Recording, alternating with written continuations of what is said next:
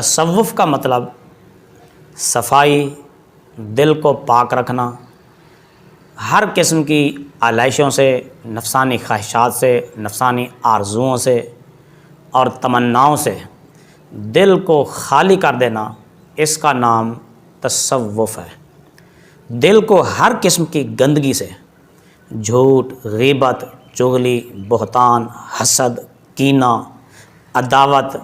کسی بھی مسلمان کی برائی سوچنا اور اس کے متعلق غلط سوچنا اور اس کے متعلق بدگمانی کرنا، ان تمام رذیلہ اخلاق سے دل کو پاک اور صاف رکھنے کا نام تصوف ہے۔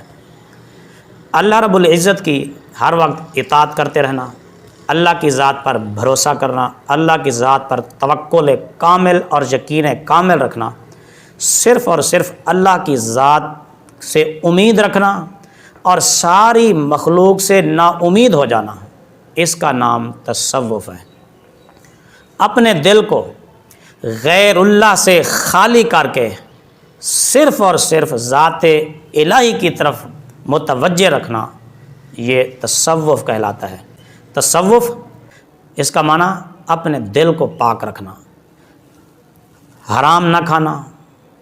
جھوٹ نہ بولنا، چغلی نہ کرنا، کسی پر بہتان نہ لگانا، کسی کی غیبت نہ کرنا،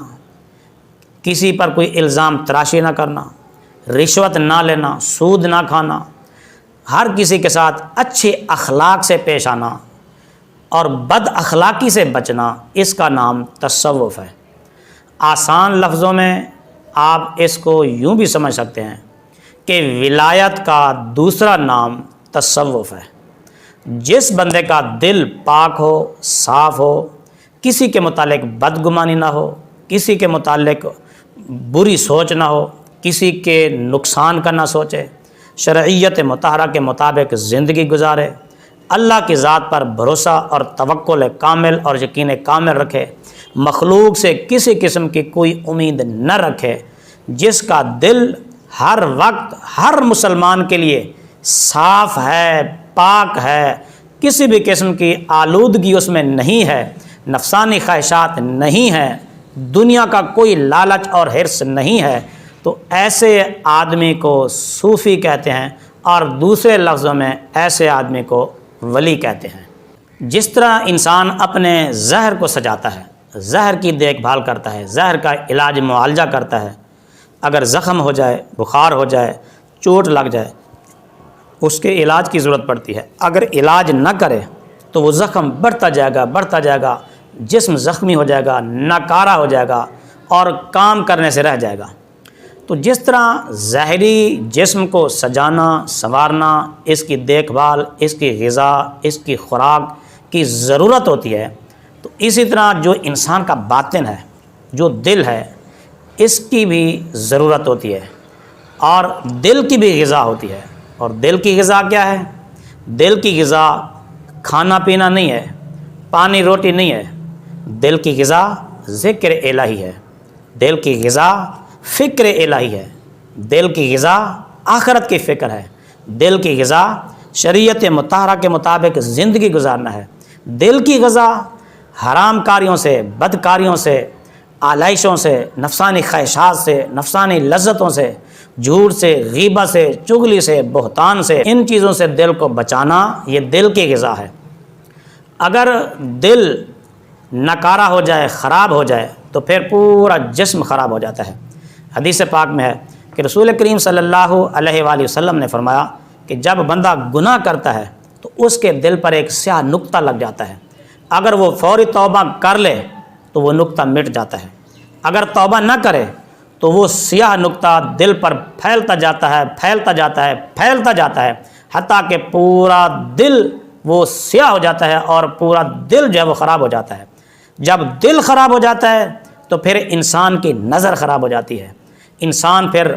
نامحرم کی طرف نظر اٹھا کے دیکھتا ہے، جن کو دیکھنے سے شریعت نے منع کیا ہے۔ جب دل خراب ہو جاتا ہے پھر انسان کے کان خراب ہو جاتے ہیں، جب کان خراب ہو جاتے ہیں تو پھر انسان واہیات سننے کا عادی بن جاتا ہے، گانے سننے کا عادی بن جاتا ہے اور فحاشی سننے کا عادی بن جاتا ہے۔ جب دل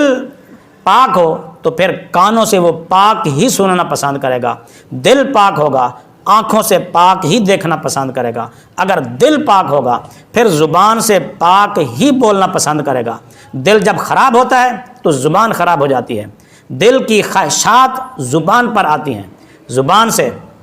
آدمی پھر غیبت بھی کرتا ہے، جھوٹ بھی بولتا ہے، چغلی بھی کھاتا ہے، اور بہتان تراشی بھی کرتا ہے، الزام تراشی بھی کرتا ہے، لوگوں کو گالیاں بھی دیتا ہے، اور ہر قسم کی واہیات زبان سے بکتا ہے۔ یہ اسی وقت ہوتا ہے جب انسان کا دل خراب ہو جائے، اور دل میں